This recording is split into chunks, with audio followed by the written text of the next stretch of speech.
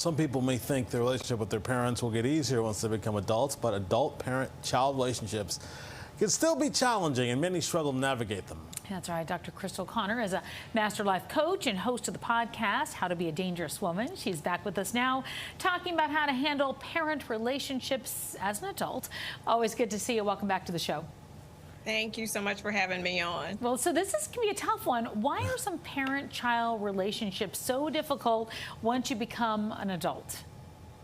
There are several reasons that the relationship can become difficult. One of them being the challenge in adjusting to different life stages. So that could look like the parent has a hard time seeing the adult child as an adult, so they still treat the adult like they're a child, and that leads to challenges, as well as when there's role reversals. So that might look like the child then becoming the primary caregiver for the parent and adjusting to the change in power with that type of relationship. And then finally, just unmet expectations. So you have a parent that wants a child to be a certain way or do a certain thing, and they're not doing it, and the child wants the parent to be a certain way, and they're not being that way. And all of that leads to difficulties in a relationship.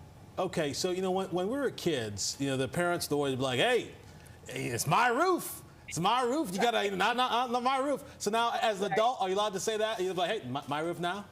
Is that a bad thing? You can try. You can definitely try. That's right. That's the right thing to do. All right. So what's the right thing to do then? You tell us. What are some tips for maintaining the relationship? As an adult, you have to take responsibility for who you are being as an adult. And I would say the first and most important thing to do is to resign from the responsibility of being in charge of your parents' feelings. It's not your responsibility to keep your parents happy or to make them happy.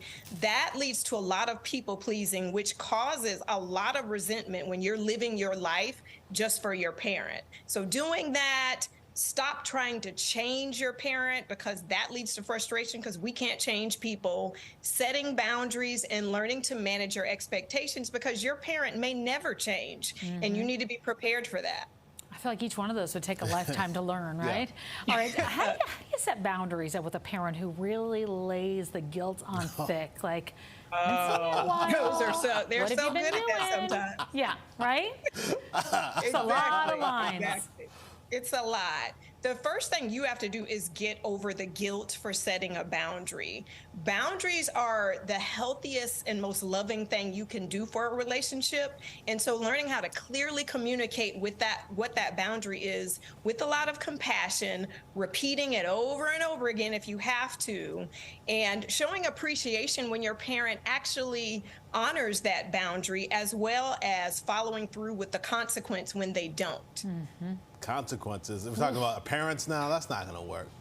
Come on. That's not going to work. Like I have an 8-year-old that it kind of works with consequences. My parents, it's not going to work.